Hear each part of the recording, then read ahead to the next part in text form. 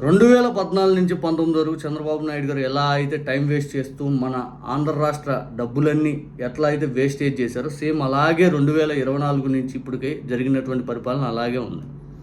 ఆనాడు అమరావతి అమరావతి అని చెప్పి కలల్లో బతికించి ఒక రాజధాని చూపించి విచ్చలవిడిగా మన డబ్బులన్నీ వేస్టేజ్ చేశారు. సేమ్ ఇప్పుడు అలాగే జరుగుతుంది. అప్పుడు సింగపూర్ పోతే సింగపూర్ తరహా రాజధాని, మలేషియా పోతే మలేషియాలో కౌలంపూర్ లాగా అలాగే ఇక్కడ రాజధాని, జపాన్ పోతే జపాన్ లాగానే రాజధాని కట్టేస్తా, టర్కీ పోతే ఇస్తాంబుల్ లాగా నేను ఇక్కడే కట్టేస్తా, ఆ తర్వాత శ్రీలంక పోతే శ్రీలంక లాగా కట్టేస్తా. ఎక్కడికి వెళ్ళినా ఇదిగో ఈ దేశానికి వెళ్ళి చంద్రబాబు నాయుడు గారు ఈ మాట అనలేదని చెప్పండి. అన్ని దేశాలు తిరిగి ఈ రాజధాని ఇలా కడతా, ఆ రాజధాని ఇలా కడతా, అట్ట కడతా అని చెప్పి చివరికి రాజమౌళి గారిని పిలిపించుకొని బాహుబలి సినిమాలో గ్రాఫిక్స్లా కట్టేస్తా, అట్టుండాలి అని చెప్పి ఆయన దగ్గరికి వచ్చాడు. మరి అన్ని దేశాలు తిరిగిన డబ్బులన్నీ వేస్టేజ్ కదా. ఆనాడు గ్రాఫిక్స్లో చూపించినటువంటి విధానం పైన జనాలు తీవ్ర ఆగ్రహంతో రగిలిపోయి మాకు మంచి చేయక అమరావతి కట్టక ఇంకా మిమ్మల్ని ఓడించాలని కసితోటి నాడు 23 సీట్లు పరిమితం చేశారు. సరే మీ తీరేమన్నా మళ్ళీ ఎట్లా ఒకట నేను ఇది చేస్తాను నేనే విజనరీ నా అంత గొప్పోళ్ళు లేడు అని చెప్పి పవన్ కళ్యాణ్ గారిని ఎమోషన్ డైలాగ్ బ్లాక్మెయిల్ పబ్లిక్ని చేపించి బీజేపీని ఎట్లా ఒకటో దగ్గర చేర్చుకొని మళ్ళీ అధికారంలోకి వచ్చారు. ఇప్పటికైనా మీ తీరేమన్నా మారిందా అంటే ప్రపంచంలో అతిపెద్ద రైల్వే స్టేషన్ కడతా, 5,000 ఎకరాల్లో ఎయిర్పోర్ట్ కడతా. మీరు చెప్పే మాటలు వినటానికి అవి ఎలా ఉన్నాయంటే మీరు చెయ్యండి సార్, మీరు చేయకుండా నేను అది చేస్తాను ఇది చేస్తాను, నేను అటు తిప్పుతాను ఇటు తిప్పుతాను, అది చేసేస్తాను అని చెప్పడమే సరిపోయింది. కానీ ఇదిగో దాని తాలూకు ఇదిగో ఇట్లా మేము ముందుకు వెళ్ళాము, ఇదిగో ఇంత టైంలో మేము చేసేస్తామని పబ్లిక్ హామీ ఇవ్వగలుగుతారు మీరు? అట్లా ఇవ్వరు.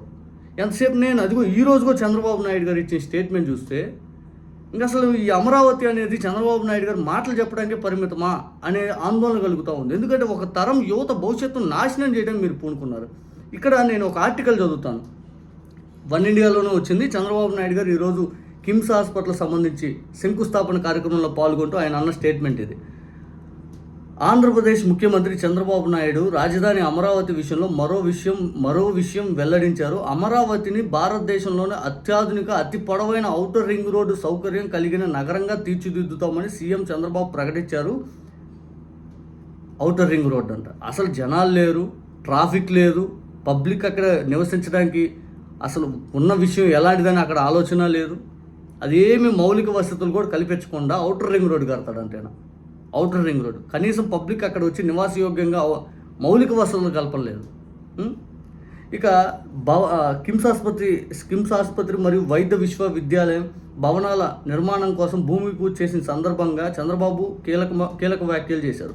ఇక అమరావతి ఔటర్ రింగ్ రోడ్ పూర్తయితే దేశంలోనే 190 కిలోమీటర్ల పొడవైన ఔటర్ రింగ్ రోడ్డు ఉన్న ఏకైక నగరంగా అమరావతి నిలుస్తుందని చెప్పి చంద్రబాబు గారు స్పష్టం చేశారు. 190 కిలోమీటర్ రేడియస్. ఈ సందర్భంగా సీఎం చంద్రబాబు మాట్లాడుతూ అమరావతి, తెనాలి, గుంటూరు, మంగళగిరి ప్రాంతాలను ఏకీకృతం చేస్తూ అభివృద్ధి చేస్తే గుంటూరు జిల్లా దేశంలోనే అత్యుత్తమ జిల్లాలో ఒకటిగా నిలుస్తుందని ఆశాభావం వ్యక్తం చేశారు. ఇక చంద్రబాబు నాయుడు గారు మళ్ళీ అమరావతిని అంతర్జాతీయ స్థాయి నగరంగా తీర్చిదిద్దాలనే లక్ష్యంతో ఔటర్ రింగ్ రోడ్తో పాటు ఇన్నర్ రింగ్ రోడ్ నిర్మాణం కూడా ప్రణాళిక రూపొందిస్తున్నట్టు తెలిపారు. ఇప్పటికీ ప్రణాళికలు అంట. అప్పుడు 5 ఏళ్ళు, ఇప్పుడు ఒక 2 ఏళ్ళు, 7 సంవత్సరాలు. ఇంకా మీకుంది టైం 3 ఏళ్ళు. ఈ 3 ఏళ్ళలో 2 ఏళ్ళు, చివరి సంవత్సరం మీరేమి చేయలేరు. ఈ 2 ఏళ్లలో కనీసం మీరు చెప్పినటువంటి హామీలు ఎంతవరకు వచ్చింది? 100లో 1% కూడా చేయలేకపోతున్నారు. మళ్ళీ మాటలేం 100కి 150 చెప్తారు. ఇప్పటికీ ప్రణాళికలు రూపొందిస్తున్నారంట. 2 సంవత్సరాలు అయింది వీళ్ళు అధికారంలోకి వచ్చి. అమరావతి ఔటర్ రింగ్ రోడ్డు మొత్తం 190 కిలోమీటర్ల మేరకు నిర్మించనున్నారు. 6 వరుసల రహదారులు రూపొందించే ఈ ప్రాజెక్ట్ ద్వారా ట్రాఫిక్ రద్దీ తగ్గడంతో పాటు చుట్టుపక్కల ప్రాంతాల అభివృద్ధి వేగం పుంజుకుంటుందని చంద్రబాబు నాయుడు గారు తెలిపారు. ఇక ఈ 6 లైన్లతోటి వేగం పెరుగుద్ది, అభివృద్ధి అయ్యిది అని చెప్పి మీరు మాట్లాడుతూ ఉంటే ఎలా పెరుగుద్ది? అదొకసారి మీరు పీపీపీ పద్ధతిలో ప్రజలకు చూపించండి. ఏదైతే ఆ పవర్ పాయింట్ ప్రెజెంటేషన్ చేసి ప్రజలకు చూపించండి. తర్వాత ఇక ఈయన చంద్రబాబు నాయుడు గారు అంటారు ట్రాఫిక్ రద్దీ తగ్గిద్దంట. ఇప్పుడు ఏదో జనాలు అక్కడ ఏదైనా ఉన్నారా? మౌలిక వసతులు ఏమైనా కల్పించారా? రిటర్నబుల్ ఫ్లాట్స్ ఏమైనా రైతులకు ఇచ్చారా? డెవలప్ చేసే ఆలోచనలు ఏమైనా ఉన్నాయా? సైడ్ కాలువలు లేవు, రోడ్లు లేవు, లైట్లు లేవు, ట్రాఫిక్ రద్దీ అంట. అప్పుడే ట్రాఫిక్ దాకా వెళ్ళిపోయారు వీళ్ళు. తెనాలి సమీపంలో నందివెలుగు నుంచి చెన్నై కోల్కతా జాతీయ రహదారి వరకు లింక్ రోడ్లు కూడా నిర్మించనున్నారు. ఈ ఔటర్ రింగ్ రోడ్ నిర్మాణం కోసం ఏలూరు, ఎన్టీఆర్, కృష్ణా, గుంటూరు, పల్నాడు జిల్లాలు 23 మండలాల పరిధిలో 120 ఒకటి గ్రామాల నుంచి భూసేకరణ అంట. ఆలు లేదు, సోలు లేదు, కొడుకు పేరు సోమలింగం అన్నట్టుంది వ్యవహారం. ముందు అసలు ఏమీ లేకుండా మీరు అప్పుడే భూసేకరణ దాకా వెళ్ళిపోయారు. అమరావతిని భవిష్యత్ అవసరాలను దృష్టిలో ఉంచుకొని అభివృద్ధి చేస్తున్నామని విజయవాడ అమరావతి మధ్య ట్రాఫిక్ సమస్యలు శాశ్వతంగా పరిష్కరించేందుకు ఇన్నర్ రింగ్ రోడ్డు కూడా ఆలోచన ఉందన్నారు. ఈ రహదారి సౌకర్యాలు అమరావతిని దేశంలోనే అత్యుత్తమ రాజధాని నగరాల్లో ఒకటిగా నిలబెట్టడంతో పాటు ఆర్థిక అభివృద్ధి, ఉపాధి అవకాశాలు, పెట్టుబడుల ఆకర్షణ కీలక పాత్ర పోషిస్తాయి అన్నారు. సరే, ఇంత మాట అన్నారు కదా, ఎప్పట్లో పూర్తి చేస్తారు చెప్పండి? ఇదిగో మేము ఇంత టైం బాండ్ పెట్టుకున్నాం, ఇంతలోపు మేము పూర్తి చేస్తామని చెప్పండి.